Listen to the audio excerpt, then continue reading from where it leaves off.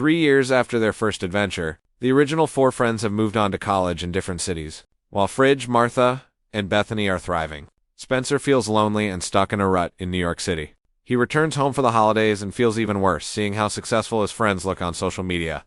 Searching for that old feeling of power, he goes to his basement and pulls out the broken pieces of the Jumanji game. The next morning, his friends show up at his house and meet his grumpy grandfather Eddie and his former business partner Milo. When they realize Spencer isn't there and hear the familiar drumming from the basement, they know exactly what happened. They decide to go back in to save him. But the broken game is glitching and doesn't let them choose their characters. Instead of the usual team, Martha is the only one who gets her original avatar as Ruby Ryan. Fridge is horrified to find himself in the body of the middle-aged Professor Shelley Oberon. The biggest shock comes when Spencer's grandfather Eddie becomes the muscular Smolder Bravestone, and soft-spoken Milo ends up as the diminutive weapons specialist Mouse Fin. The group is immediately dropped into a scorching desert called the Dunes, which is a massive change from the jungle. Nigel, the guide, arrives in a plane and explains their new mission involving a warlord named Jurgen the Brutal. Jurgen has stolen the Falcon's heart, a jewel that ensures fertility and rain for the land of Jumanji. Unless they retrieve the stone and show it to the sun, the entire world will face a permanent drought. The team struggle immediately because Eddie and Milo have no idea how video games work. Eddie thinks he is actually a godlike explorer, and Milo won't stop explaining animal facts at a snail's pace. They are suddenly chased by a massive flock of giant ostriches that are much faster than they look. The birds eventually corner them, and Eddie loses his first life by trying to punch an ostrich in the face. After they manage to escape in a transport vehicle and head toward a desert oasis. Inside the oasis, they finally spot Spencer. But he isn't a hero this time. He is a new character named Ming, a petite thief with a severe allergy to pollen. Spencer apologizes for coming back, admitting he just wanted to feel like Bravestone again to boost his confidence. While exploring the town, they encounter a woman from Bravestone's past and a villain named Switchblade. A massive fight breaks out, but the team is uncoordinated because the old men don't understand their strengths and weaknesses.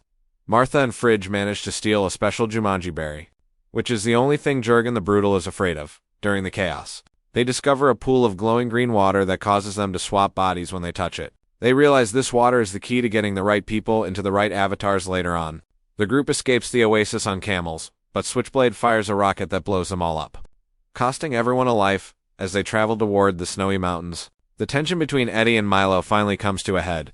It turns out they used to own a diner together, but Milo sold it and forced Eddie into retirement. Eddie is still bitter about it, leading to a loud argument that gets Milo crushed by a falling boulder. They eventually reach a series of terrifying, revolving bridges guarded by hundreds of aggressive men. The action is intense as they leap from bridge to bridge while the monkeys attack from all sides. Martha uses her dance fighting skills to clear a path, but she eventually falls and loses another life. Just when things look hopeless, they are rescued by Alex and Bethany, who have finally entered the game. Alex is back as the pilot, Seaplane but Bethany has been turned into a black horse named Cyclone. The team finds another pool of the glowing water near Jurgen's mountain fortress.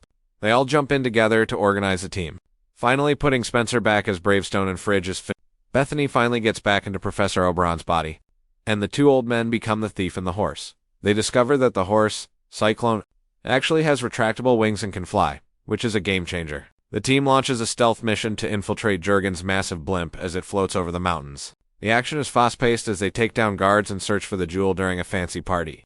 Spencer confronts Jurgen in a brutal 1-on-1 fight, but Jurgen is much stronger than he expected. Remembering the Jumanji berry, Spencer uses it to paralyze the warlord and knock him off the airship. As Jurgen falls to his death, Spencer grabs the Falcon's heart and tosses it to Eddie, who is flying nearby on Cyclone. Eddie holds the jewel up to the sun and shouts the name, officially ending the curse and the game.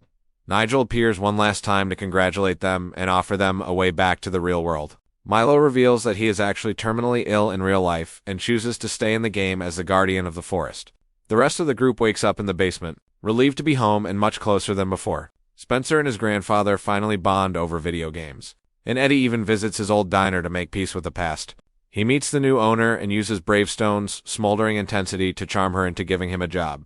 In a post-credits scene, a repairman in Spencer's house accidentally touches the broken game console.